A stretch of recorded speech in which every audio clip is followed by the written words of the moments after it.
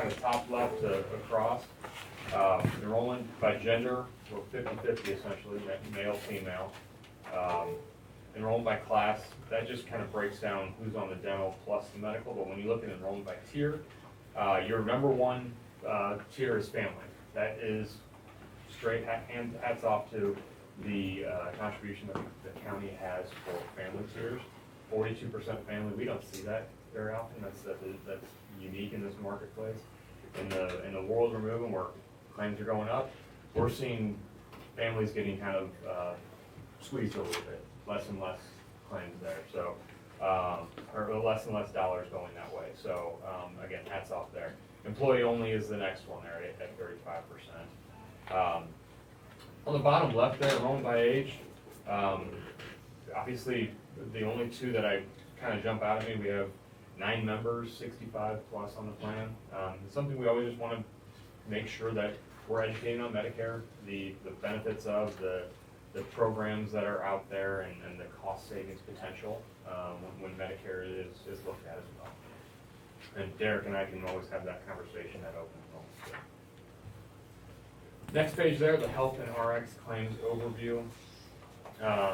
Again, when we first started working with you all back in 2022, the first year we came in, I'm looking all the way to the far right, we were able to save the county 32% on fixed costs.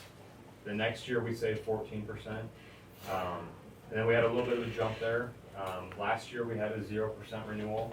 And then this year we'll kind of talk through what that number is. But overall, since we've started working with you, the fixed cost of the dollars it actually costs to run the plan, we are at 7% under where you all were the year prior to us taking over. So that is what we can control. We can't control claims, unfortunately.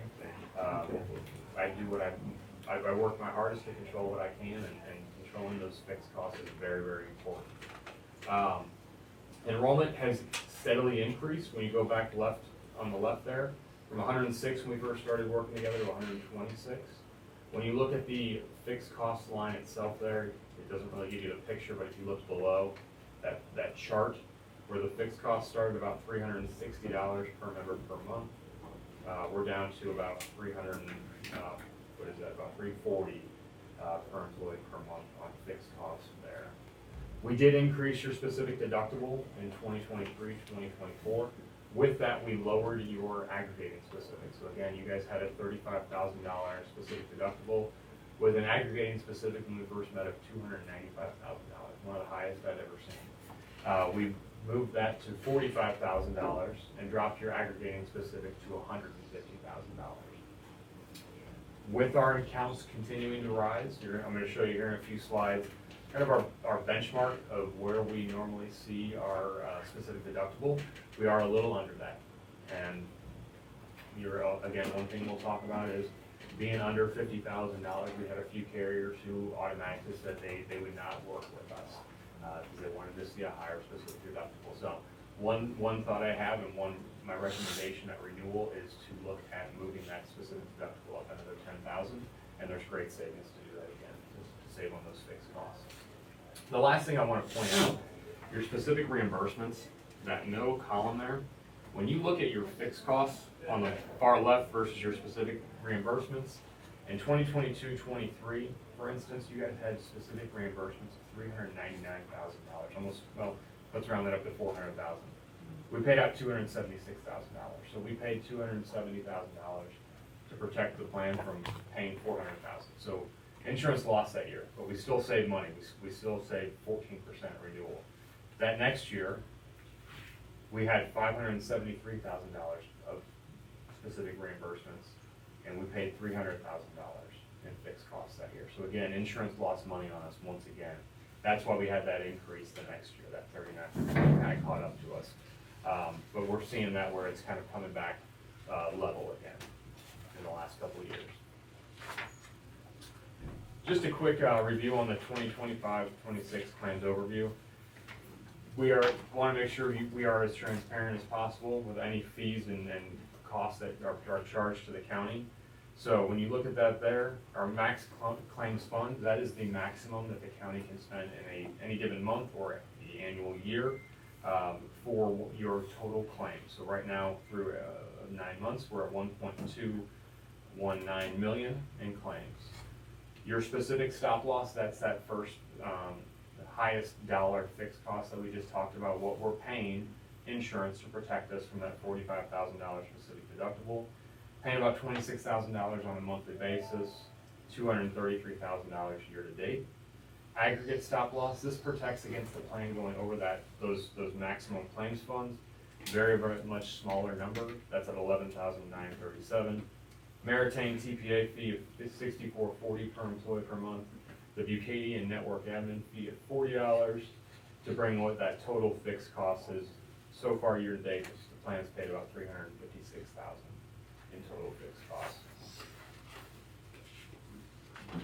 The next one there is just, I'm not going to go through this. I didn't bring magnifying glasses. I'm not going to walk through this on an individual line. This is what we send out on a monthly basis. Claire on our team sends it to Dina to give kind of a review of how the plan's running on a month-to-month basis.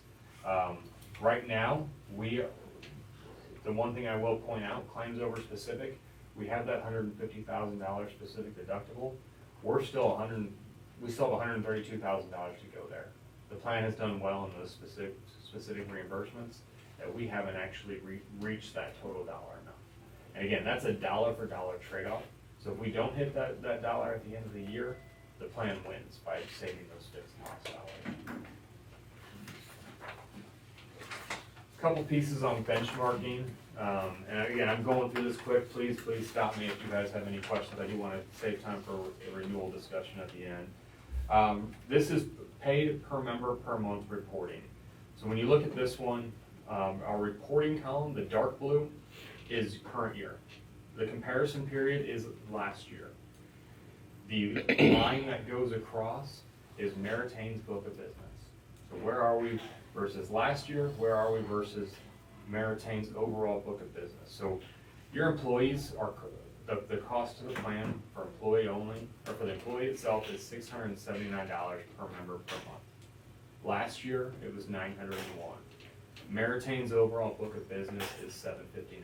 So we've seen a decrease on that, plus we're under Meritain's book of business, which is great to see.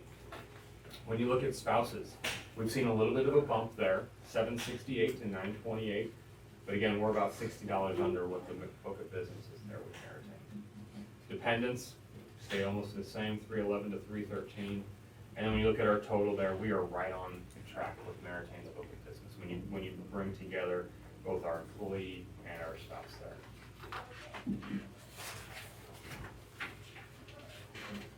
This is just a kind of a quick overview of our large claimants. We'll kind of breeze through this quickly, but just kind of talking about the claimant impact. Average pay, we have multiple high-cost claimants there. When you look at our next page, this kind of gives a little bit more of a detailed review of it. 3 members have hit the specific deductible year to date. 1 member is no longer on the plan. They terminated in February, so that is no longer a claim that we have ongoing. We do have 12 total claimants that are listed here who've reached at least 50% of that $45,000 specific deductible.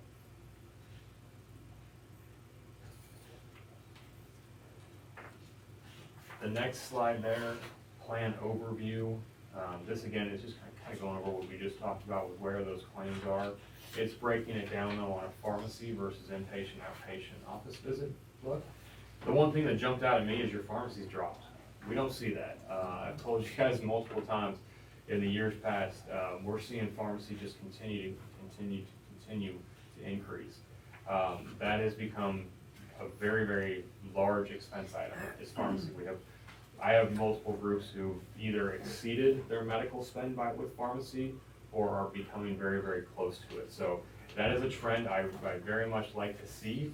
And another piece that's not even included in there is what the rebates that have come back to the plan are. So far, year to date, or over the last 1 year window, we've received back $210,000 in pharmacy rebates, and that's not included in that pharmacy dollar number there. So the pharmacy plan is running to do it. It's been running very well year to date. Claims expense distribution. What I like to look at here is how many members are not getting claims done. We wanna always push and push and push, get those preventative checkups, go get your labs, go get your x-ray, you know, whatever you need to do. When we can catch something early, it's gonna help the plan long term. So when I look at this, and I'm looking at our current year, which is again in the navy blue, we had 30% of our claimants had a penny to $10,000. That means 30% of all of our members went out and got at least one checkup throughout the year. 64% were in that $10,000 to $50,000 range. When you take those two together, we're at 94%, plus our 6% in that 50,000 plus, that's the full dollar of claims. So we're seeing that everybody is at least going out and getting those preventive checkups. So that's great to see. We're seeing that with last year too, 83 and 16. We're right there at our 100% basically. So very, very strong to see that everyone's going and getting those annual checkups. We don't see that, again, across our book of business. We see a lot that there's a large chunk that is, nope, not going to do anything, not getting any visits done. We want to make sure we're encouraging that always. Last couple slides before we jump into that. Top diagnosis overview. You know, nothing jumps out at me here that says, oh, this is so much different than others. The one I will say, and we're going to talk a little bit about it here in a minute, diabetes was number 9 prior on this list. It dropped to 17. So that's a great sign to see that we're seeing that number go down on the medical side. I'm surprised the RX hasn't gone up because of that.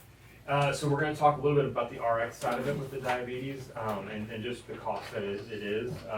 Just because diabetic medications have, like I said earlier, the number of claims aren't going up, it's the cost. And the diabetic medications with the Mounjaros, the Ozempics, the Trulicities, those are increasing costs, but they are working very, very well for the diabetic population.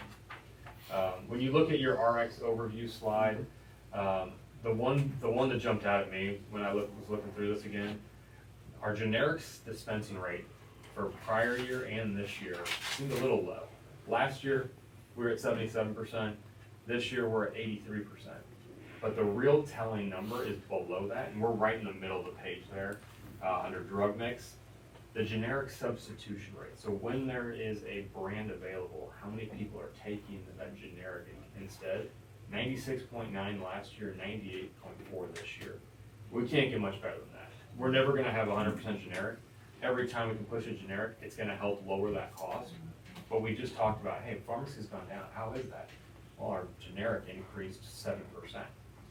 If we can keep that number going, that's going to help push those claims down.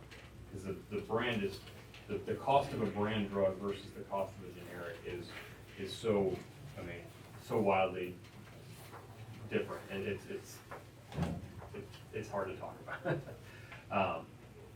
Top RX, like I mentioned, those diabetic medications, the Mounjaro, the Jardiance, the Ozempics, are the top 1 through 6 there. Trulicity listed there as well. Again, we see that with most of our claimants right now. We are covering that for diabetic only. It's not covered for weight loss.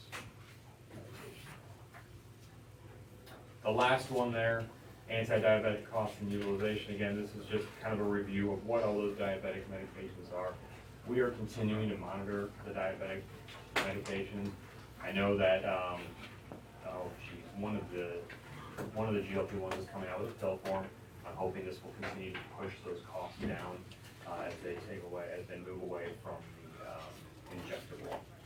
So, the last thing RX I want to talk about, and I don't have a slide on it. I meant to put one together, but it slipped my mind as we were putting everything together.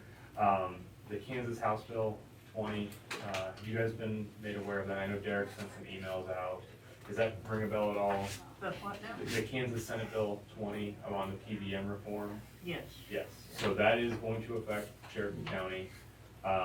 We are going to send a flyer down at open enrollment on, hey, if you're taking a medication that's a maintenance drug and you want to get a 90-day mail order, so that could be a way to offset the $10.50. Because if the mail order pharmacy is not based in Kansas, you could offset that $10.50.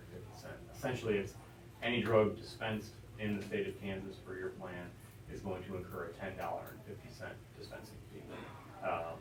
that goes back to the pharmacy where it was picked up. So that could lead to some additional dollars in next year's renewal, or next year's claims that we're looking at for our pharmacy.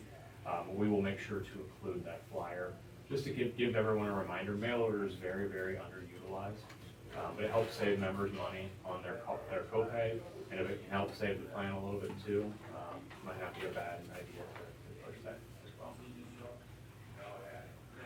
Rebates paid, like I said, we're at $210,000 over the last 1 year, so that is a strong, strong number. And then the last piece before we get to renewal is the discount analysis. You guys have been with Meritain for a few years now. It's been a great partnership. Last year, you had a 56% overall discount, so when a doctor's office wants to charge $1, you're paying 44 cents. This year, we're trending at 61%, so we're even having it stronger. We're paying 39 cents of every dollar charged to the county. So that is one of the stronger discounts that we see. Meritain and Aetna have a very, very, very strong network in the southeast Kansas area. I wouldn't recommend making a change there. That network has worked very strongly for the county. Any questions before I jump into the renewal? Are they able to do that across the board with all providers, or is that an average? It's an average overall, yeah. They can't say it's exactly that amount, because it's all based on claims mix. So if it's a larger claim, is usually where we see the higher dollar discounts versus a standard office visit or specialty office visit has a little bit lesser discount. I wish they could. It would make it easier to budget for it, but especially as an individual when you're going in to know exactly what it's going to cost you for that call. Renewal discussion. Everything on the ancillary was essentially a flat renewal. The dental admin fee that we pay, we are self-funded on the dental through Meritain, went up 3%. But that is a very, very minimal admin fee. I'll show you that here in just a second. Everything else with Sun Life and VSP and Reliance on that basic life is a flat renewal. So no changes to employee costs on that. The stop loss market summary. So where did we go for stop loss? I've said it when we first started working together years ago. We never are happy with the one carrier. And our carriers know that about us. They know that I will shop and shop and shop until the last minute. And actually what's in your hands is not final, because I got to update as I'm walking in. So I'll have to give you some updated numbers on our actual renewal. But as you can see, there are lots of declines, and the reason they just put in is uncompetitive rates. Again, we are at $45,000 for a specific deductible, which is low for what as the population, the employee population has grown. We're a little low. We've kind of fallen behind there, and that's why some of our stop loss carriers have chosen to decline to quote. We did receive, though, very strong quotes from both our renewing carrier, which is A&H, Amwins Accident Health, and ATS. So we're going to talk about those here shortly on what those are. But I wanted to just show you, we scour the marketplace every single year to make sure that we still have the most competitive. And ATS really pushed to get that most competitive out of Amwins. Like I said, I was on the phone pretty much the whole way down here talking to Amwins and ATS, pitting them against each other, trying to get more and more and squeezing them for every last penny to get them the best renewal for you. The benchmark, like I alluded to earlier, we are kind of in that dark shade of blue, which is risky. Too many stop loss claimants. We saw that earlier. We have 12 people who've reached 50%. So as we continue to increase that pushes us more into the optimal or acceptable risk territory for our specific deductible. What I'm going to recommend is moving that to $55,000 for 2026. So it'll be a $55,000 specific deductible versus the $45,000 that we have today. Essentially, that's a $10,000 liability.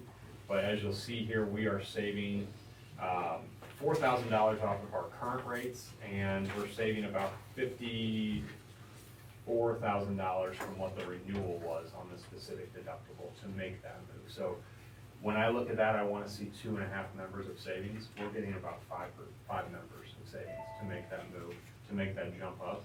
And that shows me it's a necessary move because of the dollars of savings that are being offered. So I'm gonna walk through this quick, but I'll try to go, I know Corey and Myra, you've seen these a couple times. Jack, I think this is your second time with one of these. So there's a lot of numbers on a small page here.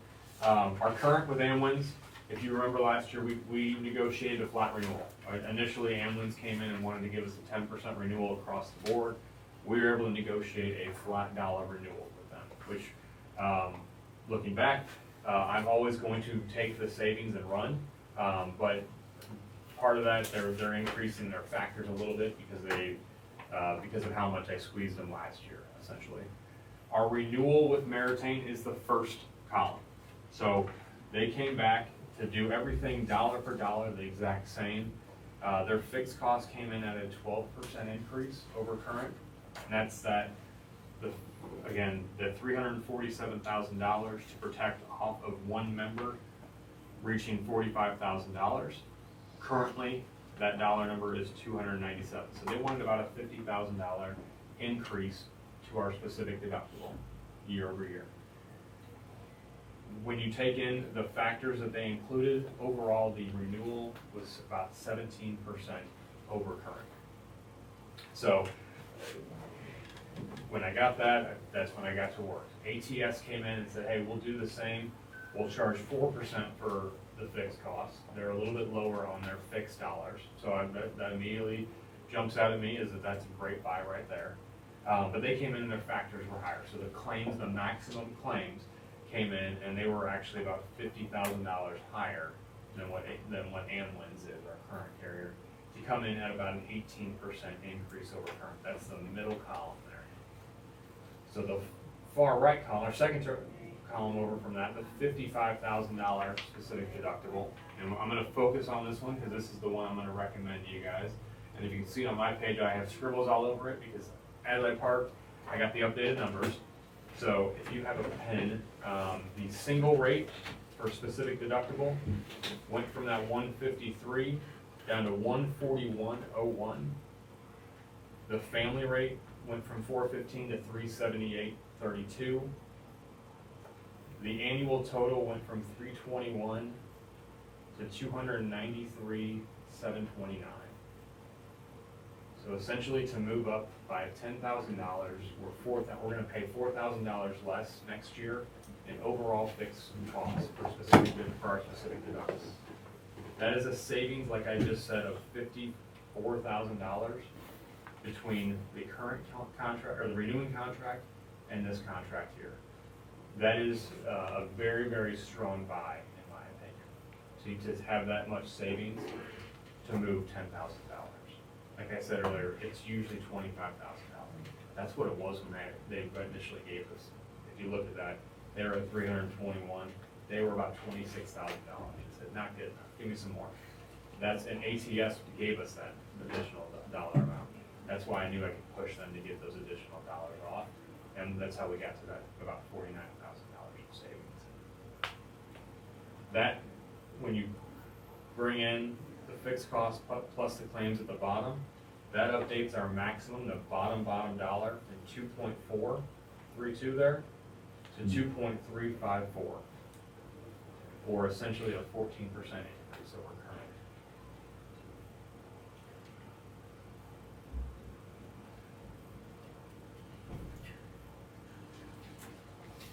Lots of numbers I just threw at you really, really quick. Any questions there?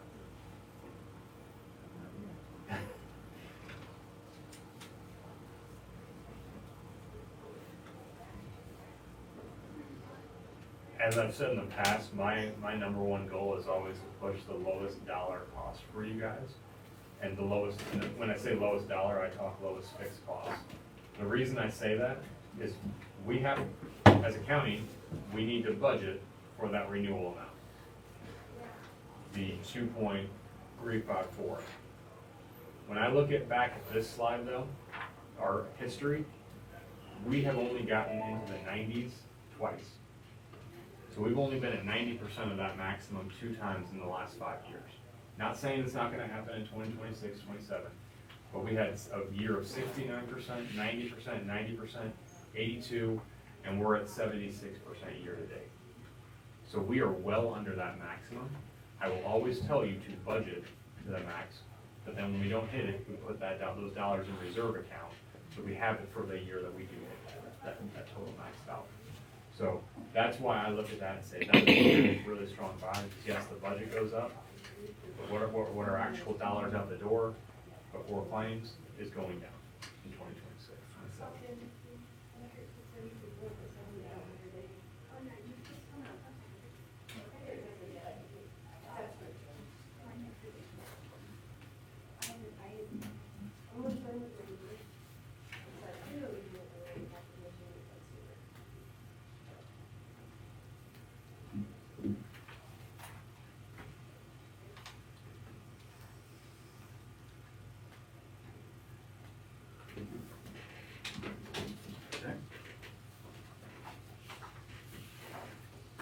Do anything? There's mud, isn't it?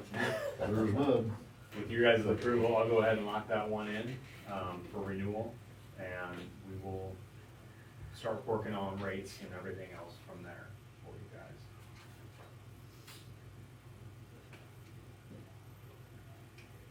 You good with that? It's what we've got. It's gonna be a meal plus raise. It could be worse. Could be much worse. I think moving into just kind of for the future planning too, moving it above 50,000 is going to assist us in our stop loss marketing going forward too. Because carriers are becoming more and more stringent. They're looking at that and they're saying, we said it a couple of years ago with 35, hey, they're not interested in a $35,000 specific company, it's too low. That's why we moved it to 45. We're kind of got that same roadblock again this year, so as we continue to increase that a little bit, it's gonna open up more and more additional stop loss markets where I can continue to push and push and push ambulance. Now, if you look at the ATS quote, it's very, very similar overall. Overall max cost is about 3% different. But having ambulance, we've been with them now for, we've had them now for 3 years. This would be the fourth renewal with them, or third renewal with them. That moves us to a 48-12 contract. What that means is any claim that could possibly ever show up under the time that ambulance has been our stop loss carrier, ambulance A&H, is paid under that contract. So for that small of a difference, Yeah. I don't foresee it happening, that something random pops up, but it could, and to have that extra protection is very, very strong.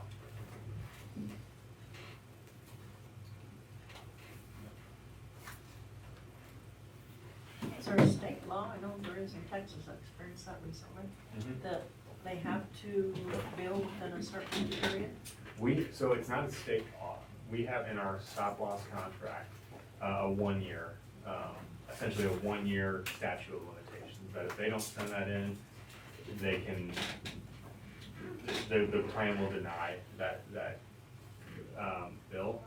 Now, what typically happens there is when the provider gets a denial in the mail, they don't say, oh, shoot, we gotta eat this. They call your member and say, hey, your employer denied this, you gotta pay this now. So it's usually then kind of a negotiation that we go into. Happens very rarely, but we've seen it a few times. It's a bummer. Yeah, it would be better, if it was a state law, we could turn back to those providers and say, hey, the state law says this, and then we'd be protected from it. You don't ever go to court over it? We have not gotten to that point, no. Yeah, thanks, Derek. That's why they do it. Yeah. I'm sure others have, Derek and I have not seen it with the BKD company with our business yet either. I did have one very close over at air ambulance. You Yeah. what? Over an air ambulance, they got close to there, but it didn't happen. It could be several thousand, well, Oh, it is. even Air- ground, I air mean, even ambulance. ground, was it air? Yeah, it was like $72,000 for air ambulance claim. Do you have any idea what an average runs or any kind of ballpark on that? For an air ambulance? Mm-hmm. I don't know the average, but, there is, The ranges you've seen? I can try to pull some data for you, but I've seen them in the six figures of what those can be based on distance. It's a per mile charge, so it all bases it on how far they have to fly you. I've seen them in the six figures before. One thing we've started seeing more and more popular is Massa air protection. What it is it's a carve out, fully insured carve out, basically that if any one member is enrolled in this Massa and has a air ambulance, they're gonna get the bill in the mail from whichever air ambulance company they go through. They hand that in, it's paid for in full. So we've seen a little bit more adoption of that, so the rising cost of that. We'd be happy to look into that for the renewal as well. We had that brought to our attention before, and there wasn't enough interest. Yeah, I think we talked about it. At a minimum. We just have a special coverage just for air flights. Yeah. I have some counties out way western Kansas, and, you know, the major hospitals 3-4 hours away, so they all buy mass out there, and it saved them tons of money. Yeah, you guys are pretty close, regionally.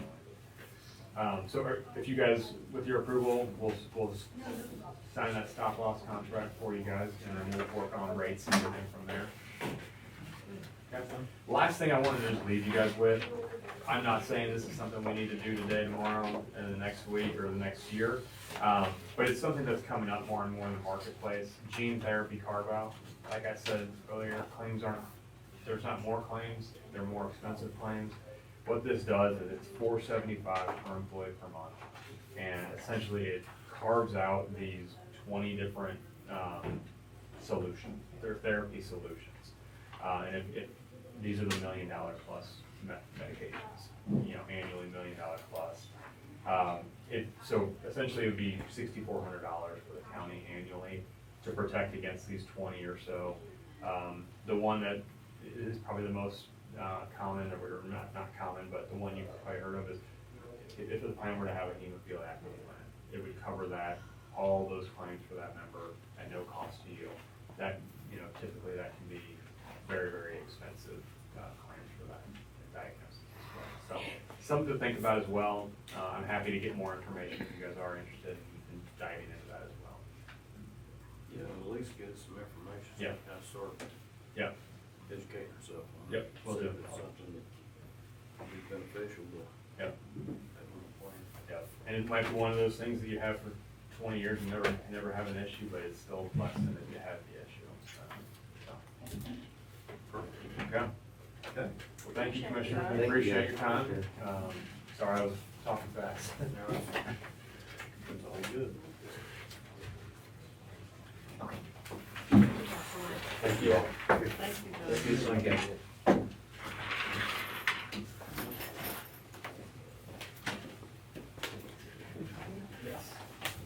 Just take one, I take one page. Yeah, no problem. You guys ready for me? I got one ahead of it. Okay, just making sure. Melinda. She was out in the hall. Good morning. Good morning. Mine's easy. Good morning. I just need to get that signed from my new hire. I do payroll.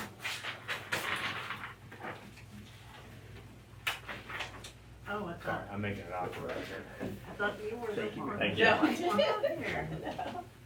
This is my new girl I hired, I just need to get you guys to sign it.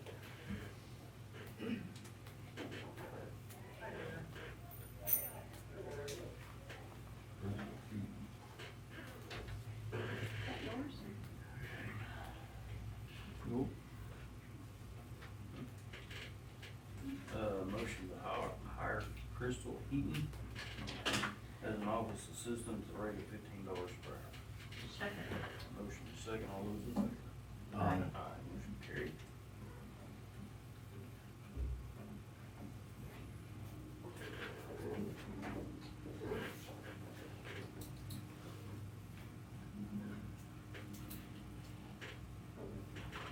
Future plotter. Yes, we did, looking great. We've already tried it out to make sure it's gonna work. Awesome. It was actually a little bit cheaper than we thought, but some of the stuff was on sale. That makes it nice. Yeah.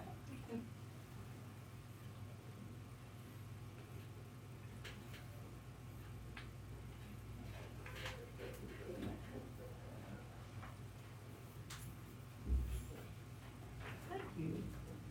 I need a copy. Do you want me to make a copy? Yeah, and give and it to they can Dina? Yeah, thank you, that'll take care of it. Thank you guys. Thank you. Thank you. Okay, Colin. Oh.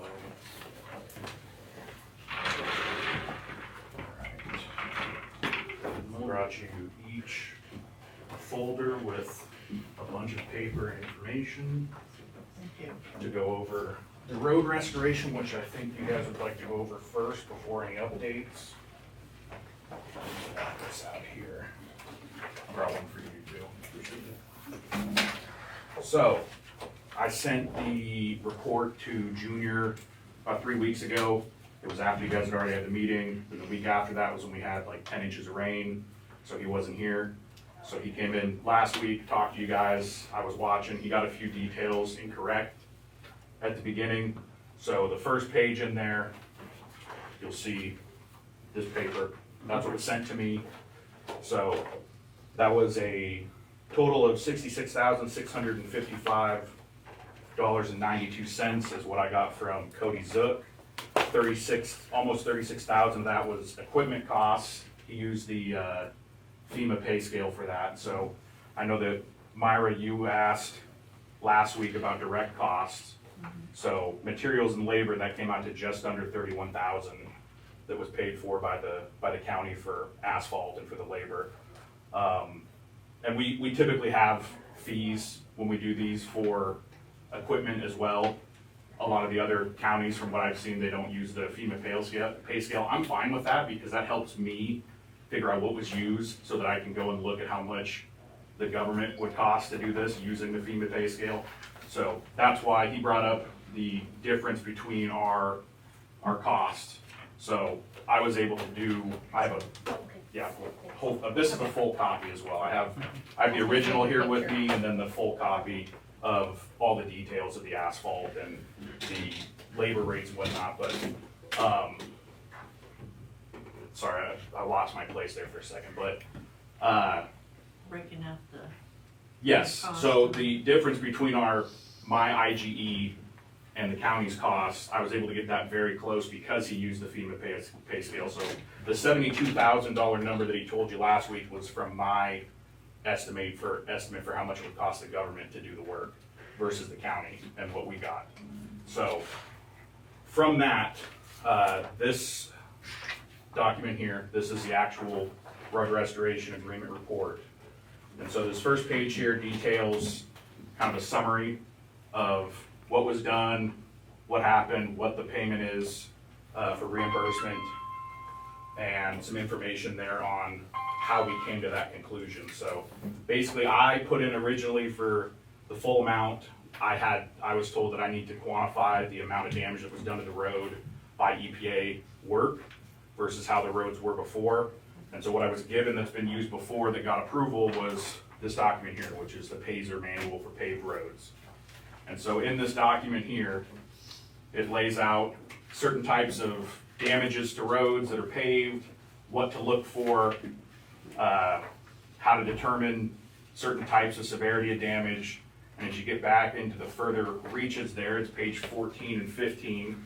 They have a graph here for the rating, and then they have a description here of damages and what the recommended repairs are for the qualities of the road based on the rating. And so I use this manual to create a table, which in the report itself, if I can find it real quick, there is a colorful little table here that details based on what the first rating was of the road and what the second rating of the road was. So the left column here is your start, and the top column here is where you go to after the work's done. So if you went from a 10 to a 1, that's 100% responsibility. And if you go from, say, a 6 to a 5, I believe I'm on the right column there, that's a 11% responsibility. So this breaks out based on the ratings using this document here for paved roads, what EPA was responsible for the damage of the road based on what was already the quality of the road. And so the last 18 pages of this report is all the pictures from before and after. So the first picture of each page is the before picture. The second picture is the after. The only difference here is this first picture in particular, you can see my contractor was putting a GoPro up in their dashboard. It's not very easy to see the road that way. So a lot of these pictures I actually took from Google Earth or Google Street View because they had a car go down there September of 24. We didn't start work out there, at least on 90th, until November of 24. And it was a little bit later than that, I think February time when we were on Blackjack. So I kept the dashboard pictures in for a couple of those because it looks to me like there was some patchwork that was done between the September timeframe and when we were out there in February time when they drove there. So that's why there's a couple pictures from the dashboard, but the majority of the photos are from the street view from September of 24 and then the day that we got it from their next drive-through when it was over. So I told them they need to start attaching that to the grill so we can get a better view of the road. And so you can see in these images, based on cracking and other aspects of the road, when you go through the manual, some of them list alligator cracking, that's a specific type of damage to the road, longitudinal cracks, reflection cracks. From that, that's how I determined for each segment of road, which is the second page here on the report, this figure. It details each segment of road with a number or a letter, which the star is the A for the intersection. But for each bit of that road, I came up with a scale for what we determined the starting rating was and the final rating, which is in this table here on page 5. We need to change it going forward where it has a 1 to however many, because we have like 4 different attachments in here. But this table here details the linear feet for the length of the road, of the asphalt that went down, and the percentage of the project from the total amount for that length. And then that breaks out the percent of the cost from the total.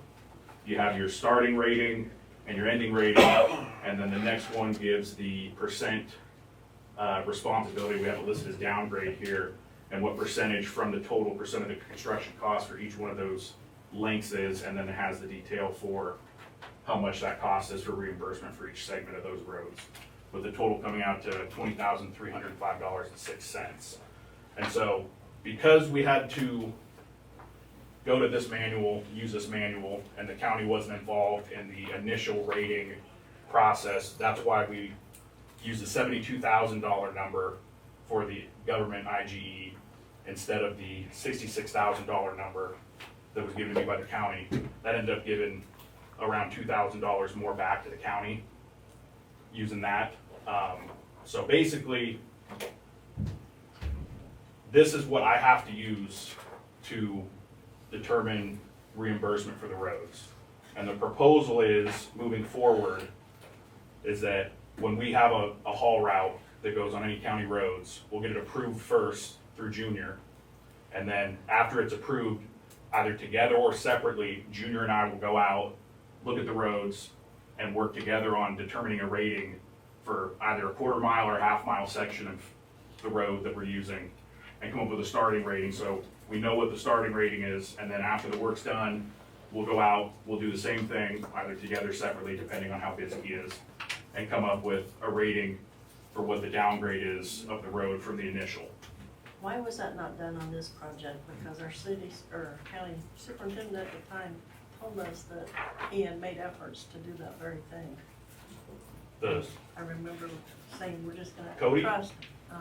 I had spoken with him about it, and the way it had been done was they did the work on previous ones before this one, because this is my first one with you guys.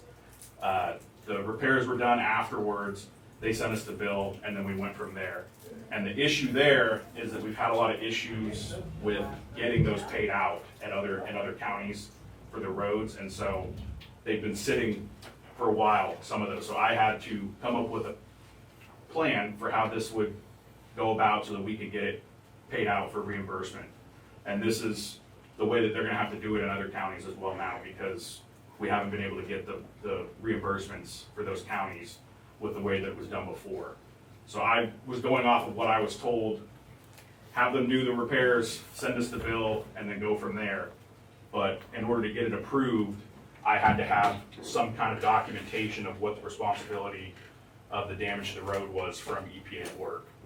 And so that's why there's some details in here of some, I don't know what the right word is, but some liberties of increasing what the grading was beforehand and decreasing a little bit to increase the percentages. A benefit of the doubt, because the county wasn't involved in that process. I have to go off of what I have now since it's changed. So that's why we're here to basically propose that that's how it's done moving forward. Because in order to get this dispersed, the repair reimbursement, I have to have some kind of justification that shows what the EPA's responsibility was for damages to the road. And so that's why previously we've always taken images and pictures of the roads before and after to use for that purpose, but it's just a lot easier if we work together on this as opposed to separately. Because before, what I've been told for the county before, and I don't know how long you guys have been county commissioners, but the previous RPM told me that they've done that process before with a third party. So they had someone come out and do the rating and do basically this whole report using this same manual, and that's like Money. $50,000 for someone to come out and do something like that. And if we did it, we'd do one before and one after.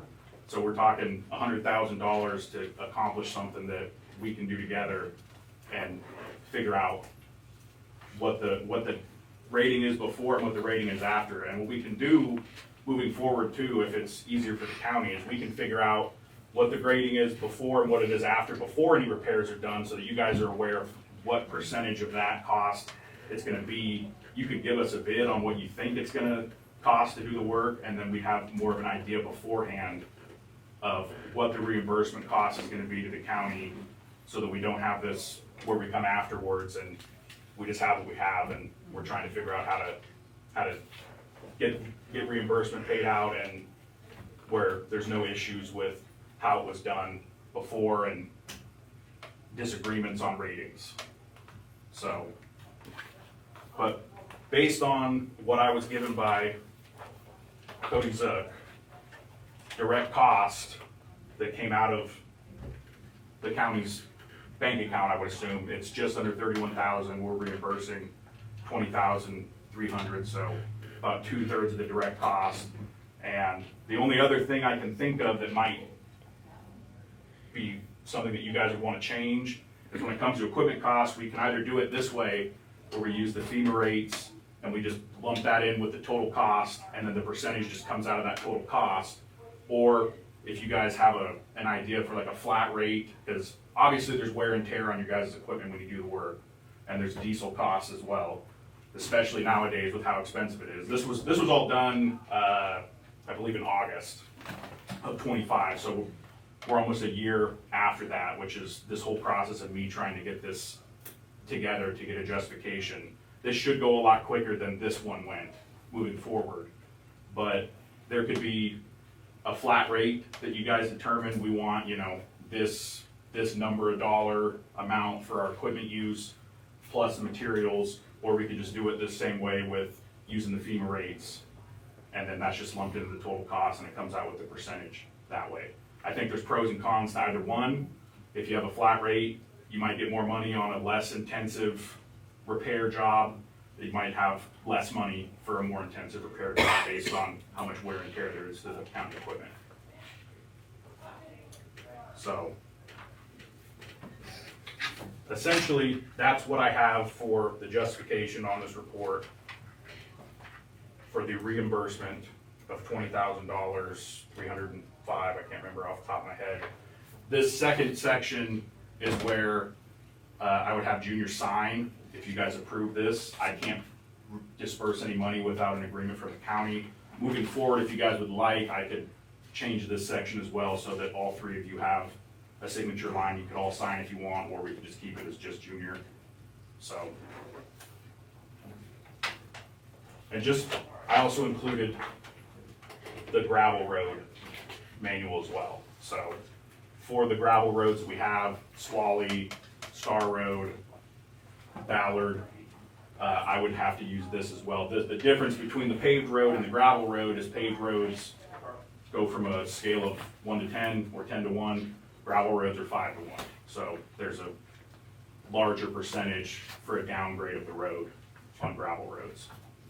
And I can tell you right now, at least for Swally, I'm gonna rate it as a 1 for the final. So I have to look at what it looked like beforehand. I don't think it's gonna be I don't believe it was a terrible gravel road to begin with, so it's probably a pretty high rating, drop to a 1. So, and there's a small section of paved road that's on Swally there right in front of one of the property owners' homes. That's gonna be a 1. I haven't looked at what the quality of it was before, so I'm not sure what the downgrade is there, what the starting rating is, because we haven't finished running on that road, but about half of that little paved section's already pulverized, so. Do you have any questions on this, any concerns?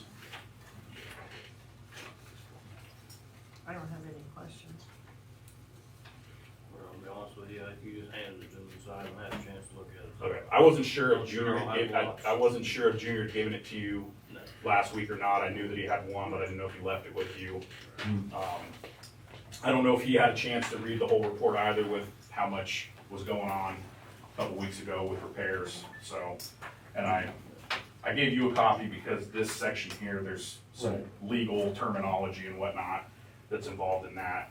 And from what I gathered from reading that section, it's basically, once it's agreed upon for reimbursement, the county wouldn't come back and say that there was more damage that wasn't paid for. So like this first picture, Mm-hmm. there's no ratings. So like this road here, I mean, from the picture, it looks pretty nice. The second picture, you can see all the blowouts from the heavy truck traffic with no rating. So I don't know, like that segment right there, if you had this at a, say 8 or 9, and then now we're Does it say going segment B? a 3 or 4, yes. Yeah, so starting rating, I had it a 5, ending rating at a 3. Okay, where would I find that? That's the page right before that, this table. So this table has each segment ID on the left there, Segment B, okay. the linear feet, the percentage of that linear feet that's for the total cost, what that would be if it was 100%, and then you have your Payzer start and your Payzer end. Okay. And then the percentages that are applied for that downgrade in between that.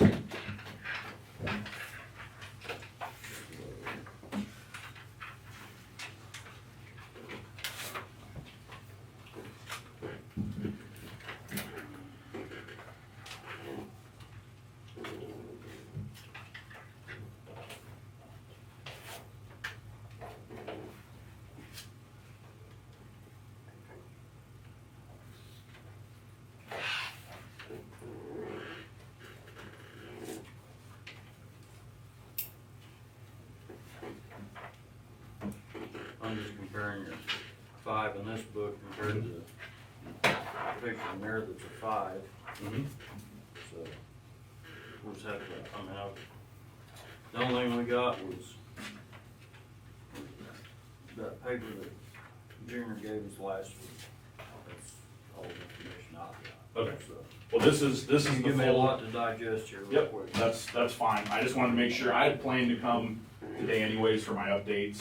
It just so happened that last Monday was when he came, so I was already coming to give you guys updates on stuff that was going on. This is the full report though. This is the full report I gave Junior. Okay. I also gave him, when I sent it to him, I gave him a copy of both of these Payzer manuals. These you can find online. They're readily available if you Google Payzer. So yeah, and one of the things it mentions in here, in your rating table, which I think there's a copy of it in the report itself, but where it details the, how to rate, it basically states that, not every road is gonna show every bit of the same stuff. Some roads may be a 5 and they have no raveling, and some roads may be a 6 and they don't have longitudinal cracks and whatnot. So one of the biggest, that scale there. So one of the biggest things is on Southeast 90th, there was a lot of what they call alligator cracking. And so the only time they mention it in their scale here for alligator cracking is starting at a rating of 3. So when I see that, and I'm using this manual, when I see alligator cracking, I have to rate it a 3.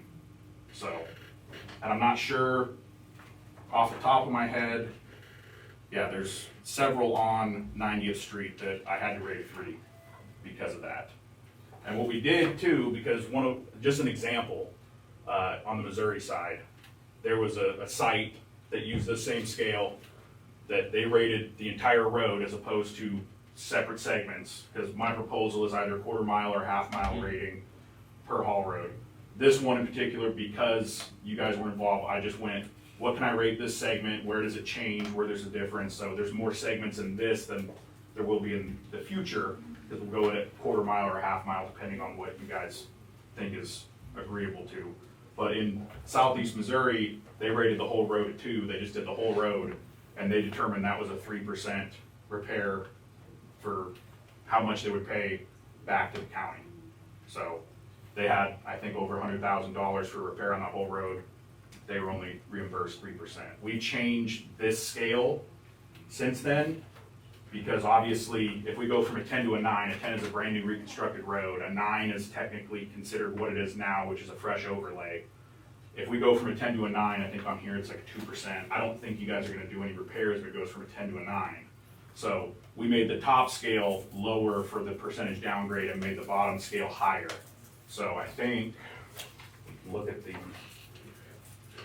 scale here. Yeah, if you go from a 2 to a 1, it's 15%. So we made it higher at the end there, because technically a road that's graded to 2 is still drivable, but it has major issues, and the recommendation is to fix it. But a 1 is considered a failed road that people probably don't want to drive down. So we made the scale higher on that end than at the top, because I'm not sure what the county would do if we were on a brand new reconstructed road. If it went from a 10 to a 7, you might need some patching done. So there'd be a percentage that we would reimburse for some patching potentially, but it's not as big of a drop in quality of a road from a 10 to a 7 as it is from, say, like a 4 to 1. So we made it higher on the lower scale for responsibility, if that makes sense. It does. The explanation goes a long ways. Yeah, and you know, I didn't try to do this to be critical of what the roads are. I'm just going off of what this manual is and what it tells me to do, so that I could justify it, so I could get a signature from the people above me, so that I could cut you guys a reimbursement check. Makes sense. You're just gonna have to watch those in the future, and it may be one of those deals where you just have to patch it when there is, because granted, I mean, yeah, the road probably wasn't the very best, but the thing you gotta take into consideration was, I mean, I've driven that road several times, it wasn't just completely bad. No. So, And that road may have lasted 20 years in the shape that it was Yeah. in, with zero maintenance. Yeah. Now, we're out a whole lot of money because we run a whole bunch of dump trucks up and down it, and we're gonna get 30% reimbursement. Well, Does that make sense? it does make sense, but as I said in the beginning here, you know, the equipment costs we had here is more than half of what I was told the bill would be for. The county does have equipment. The wear and tear for that equipment, it's been accounted, it's been put into the lump sum. Total that came out of the county's pocket, at least for material and labor, is just under 31,000.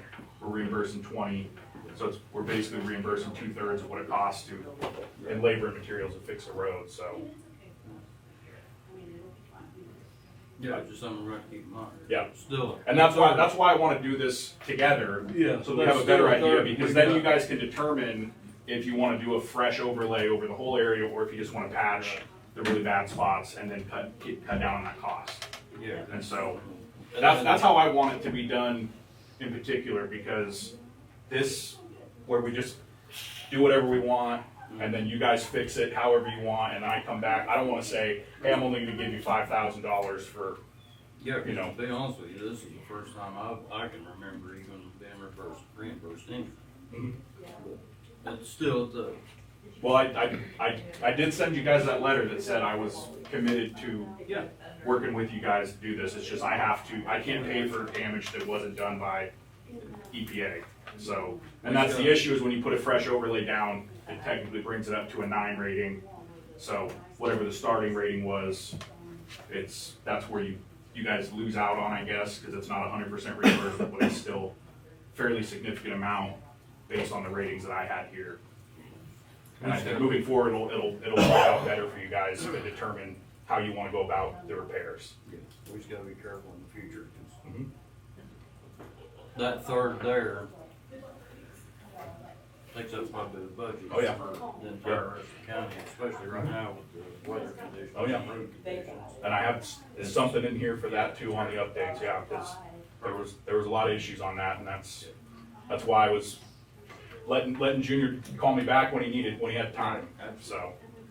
But yeah, so if you guys are agreeable to that, right now, all I would need is a signature from Junior on this. I'm not gonna push you to sign it right now, but the sooner I have a signed copy, if you guys don't wanna sign it, let me know. But if I have a signed copy, he's already been given the forms that he would need to fill out. I give it to my people. They work with the accountants, and the accountants contact him, get those forms, and then they ultimately, I don't know if they cut him a check necessarily, but it's like a disbursement into an account of some kind. So that's out of my realm of what happens. So Well, I mean, if we don't sign it, what's our recourse? What if I say, hey, I want the 30,000 reimbursement material? Get none. Exactly. I mean, if you said no, I could go back and see what I could do, but I can't guarantee anything. I can still try to do. I had the issue here is that things change a lot in the federal government, and it's often without any input from me. So I spent a long time, considering that I got this in September of last year, working trying to get this to a point where I got you guys as much as I could get you back for cost. That needs a little buyer's remorse that we weren't involved with, is like Corey's pointing out. It's a little like, you're totaled the car and then you have to go out and try to buy with, you know, what you've been given. Yeah, that's all it was worth, but I really wasn't wanting to buy a car to upgrade and pay out of my pocket. So maybe if we just get on board the next time, whether it's gonna be an overlay or how we're treating it before. Yeah. Better communication, like Yep. you said from the beginning. And that's what I'm trying to do. This is a different thing because it's the first time I've done it with you guys before, and you know there's a little bit of a hiccup here, but I think the plan moving forward is going to work out best for both the county and EPA on how this gets taken care of and how we reimburse for it. So Perfect. Okay. so yeah, if you guys end up signing it, Junior has my number. He can call me. Okay. And, you know, I don't know if he's able to sign it digitally and then email it back to me, or if he'll sign it physically and I can pick it up. But one way or the other, once I have a signed copy, I can. So he's got the agreement? He has it, yeah. Signed? Okay. Yeah, he has it digitally and he has it physically if you want to sign it physically, either way. If he wants to sign it physically, it'd probably be easier because there's one other signature I needed on this from someone at EPA beforehand. I have it already signed, so I can send him that one that has both signatures, and he can sign physically if he needs to, and I can just pick it up and we can put it in the records that way. Did you say you gave Ethan a copy? Yes, he has one. Yep. So, if there's no more questions on the road restoration, we can get into the updates. Okay. And I'll try and go through them quick so I'm not keeping you guys here for too long. So this is everything that's happened since February. Because I'm here a little bit later. I'd planned to come earlier in this quarter, but it just didn't work out. So since February, we had about 21 residential properties we remediated in Cherokee County. I have the wrong numbers down here under that. So we had 11 residential properties in Baxter Springs and 10 in Galena that were remediated. And then for mine waste, we remediated approximately 171,099 cubic yards of material using the equation that we have. That's about 222,429 tons of contaminated soil.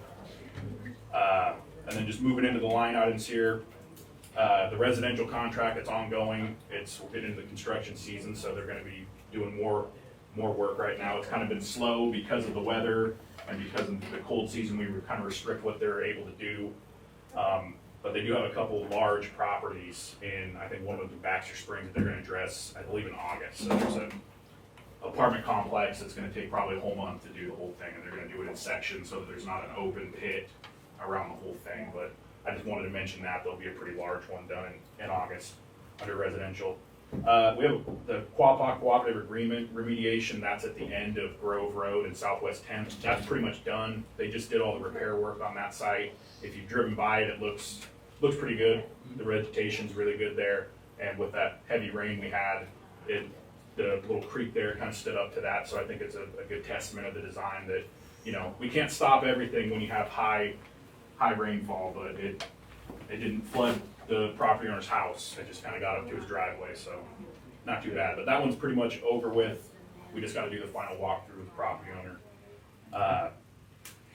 The Swally Road work that we have here, that's pretty much near the end. They're still hauling material, but they don't have much left that they need to get in there. It's almost all stockpiled there, so. That's at the old Sunflower, isn't it? Yeah, we call it Sunflower Mine Complex, yeah. And so technically that whole site spans from Swally to Ballard across those properties there. And they are bringing trucks in on Ballard, but it's only for topsoil. They're getting the clay locally on that site, so they're only bringing topsoil in. So that Ballard actually still has rock. It still looks pretty good compared to Swally. Tar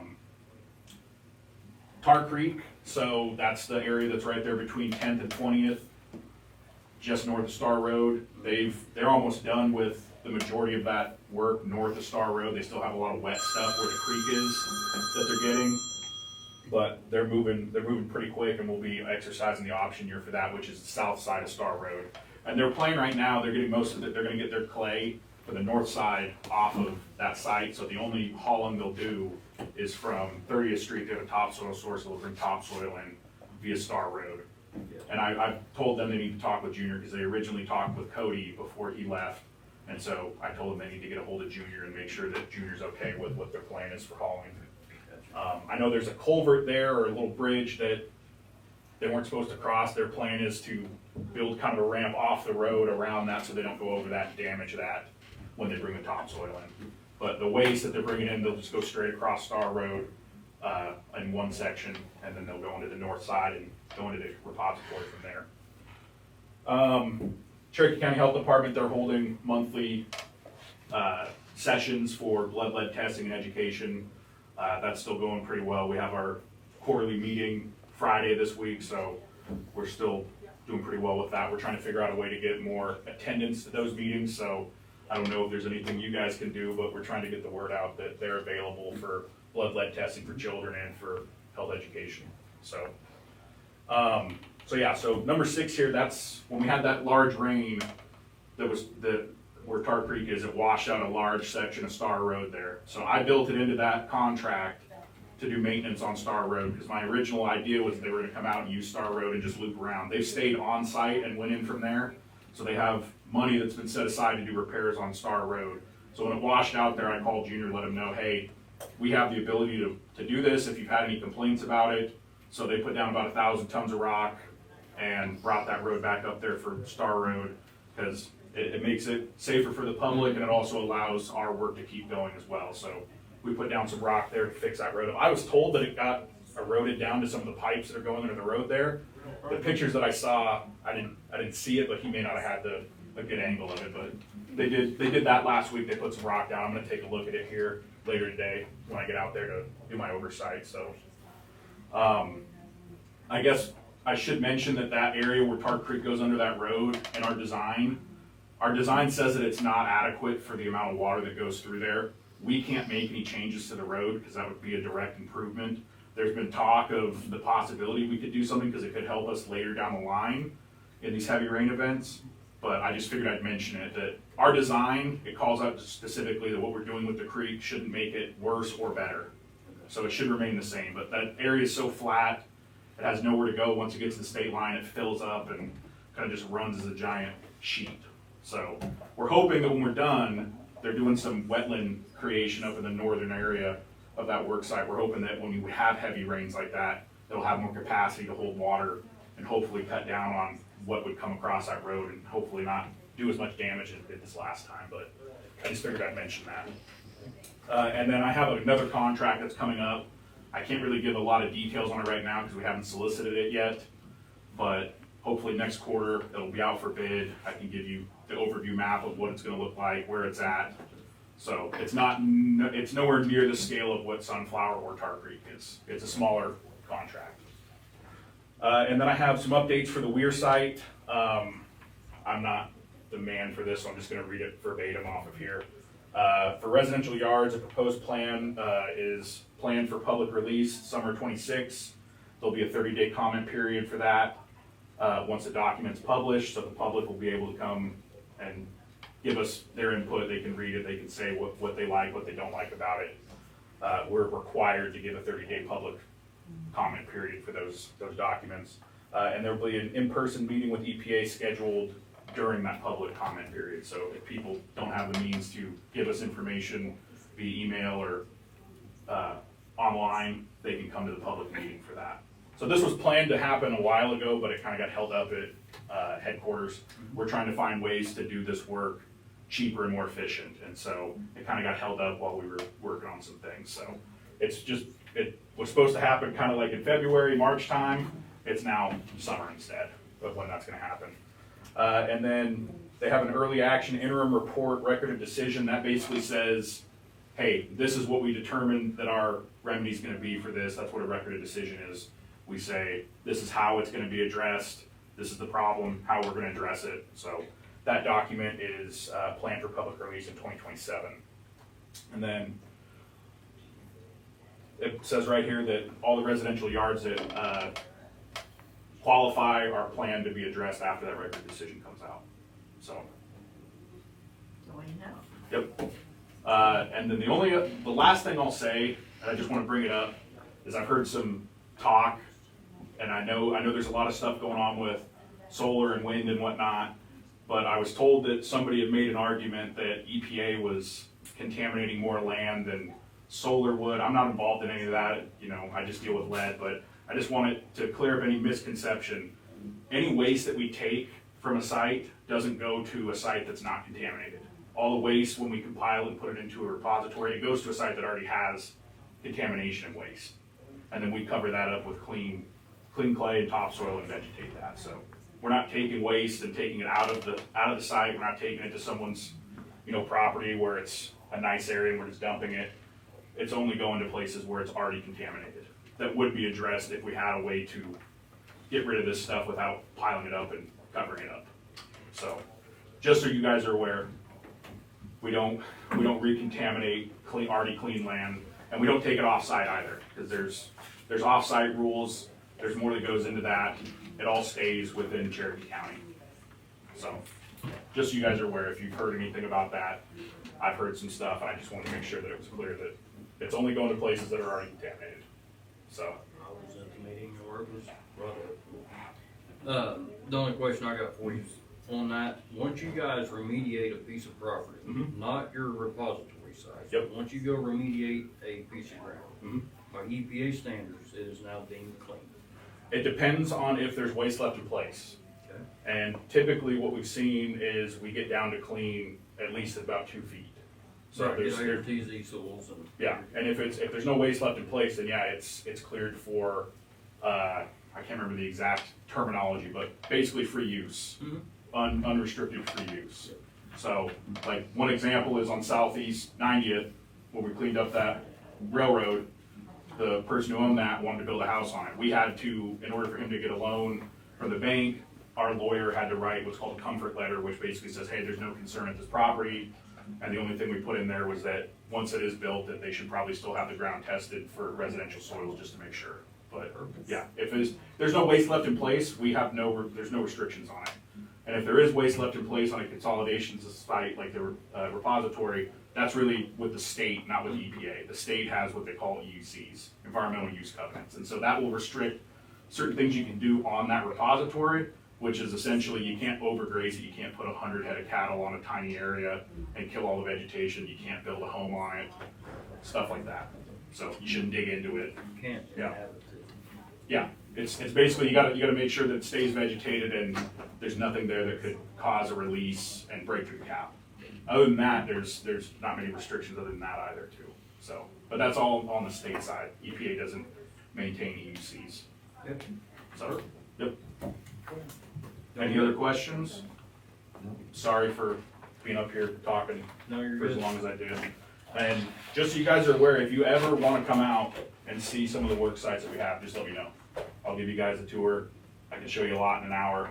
So if you ever have curiosity and you wanna see, just let me know. I'll take you guys out and show you around. So, perfect. All right. Appreciate you. Thank you guys.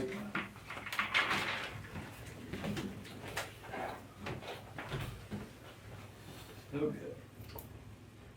Heather has some fun. Oh, Is yours quick? Mine will take about 15 minutes. So will mine. I can wait if you wanna go. I'll be back. Last Thursday, Mr. John Gaither came in upset because he bought a new truck in December of 2025 and came in and registered it. When he came in January of 26 to redo his farm tag renewals, he renewed the truck that he traded in for the new truck, and he said it's our fault that we didn't catch that he sold that truck and traded it in. He is wanting his $69.25 renewal fee back.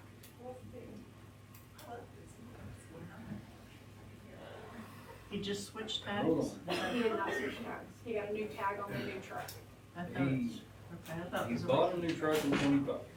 At the end of 25, in December. He traded one in, He traded a truck in on but he it. came in January And and re- renewed the tag on the truck he traded in. Yes. He says it's our fault that we didn't catch that.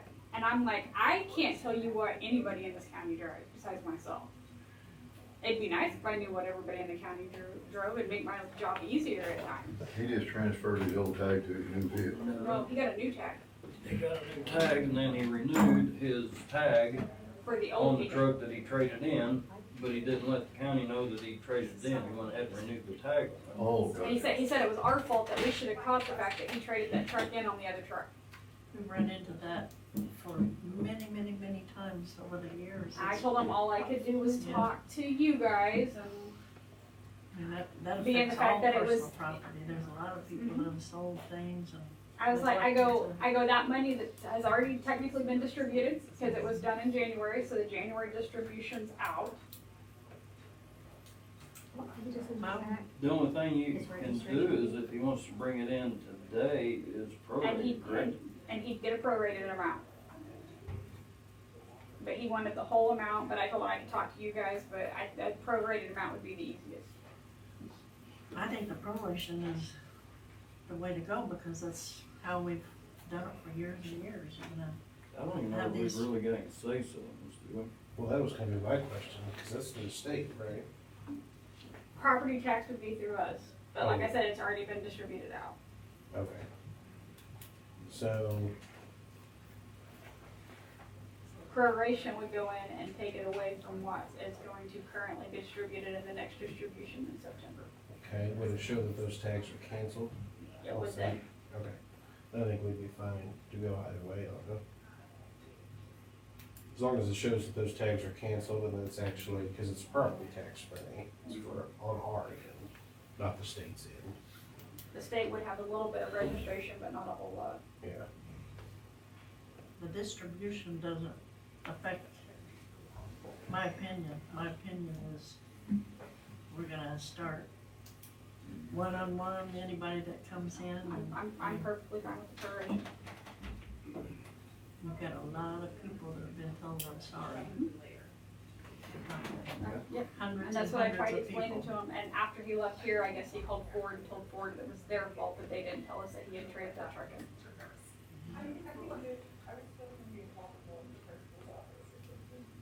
Do we need to make any kind of motion? Is that what you're wanting, just an Nope. authorization? I just told him that I would talk to the commissioners about it, and if they said that I could not do the full amount, then we would go from there.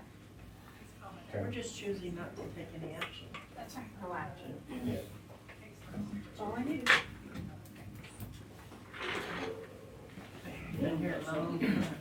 Mine's super easy, I think. I just need to know, on our lease agreement for our other building, they're requesting an ACH transaction. Do you wanna send it as a check? We sent this month and next month as a check, but from here on out, do you want to send the lease payment, the monthly lease payment as an ACH transaction, or do you wanna continue with the check? Paper check or basically a wire transfer. So if it'd be easier, let's just do a wire transfer.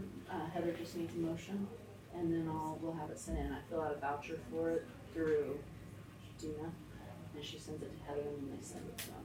Is that okay? Make a motion, to make all future payments for lease agreement electronically. Second. Thanks. Second, all those in favor? Thanks. Warren, you got something for us? No. No. Warren, Oh, Warren, Lauren, I can't hear you. close. Half the time you can't hear you guys. Really? Yeah. Where you're sitting too far back. I'm gonna have to get us that. Oh, we got a notice or not, we got some problems with the roads. I called Friday to get a load of rock hauled on my road. And for some reason, we took a holiday. I don't know why we take a holiday when our roads are in bad shape, but I was told I'd get one this morning. Much to my chagrin, when I come into town, the trucks are all hauling rock to the county lot and dumping it in the county lot. How come we're not taking it out on the roads and dumping it?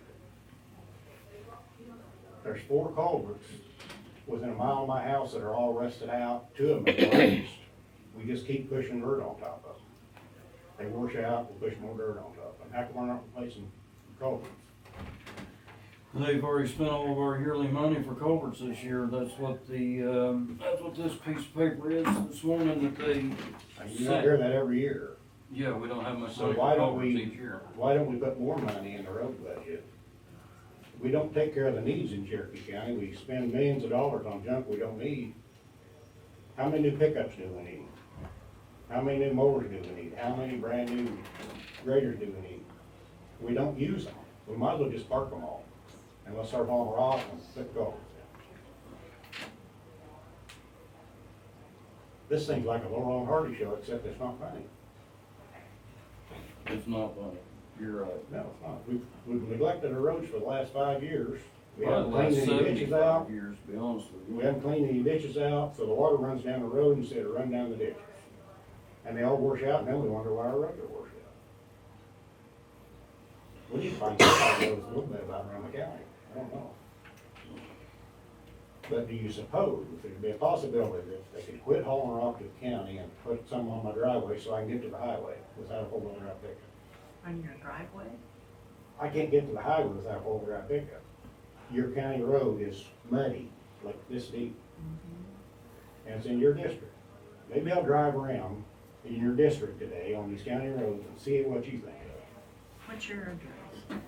6294 Northeast Goldfield Road. Talked If you want to to- come up, I'll show you these I 4 talked culverts to that are Junior running. about that this morning before the meeting. Yeah, about that are culverts. rusted out and collapsed. And they've been that way for about a year now. So if we had money 6 months ago, why didn't we replace them 6 months? I don't know. Guys need to start taking care of the needs of Cherokee County. Spending all these dollars on stuff we don't need. You want Scott? I guess that's all I got, but I'm about to start a war with Cherokee County because I don't know. You guys figure it out.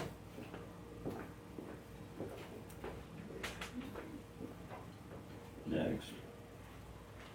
That's me. I need a 5-minute executive session for attorney-client privilege.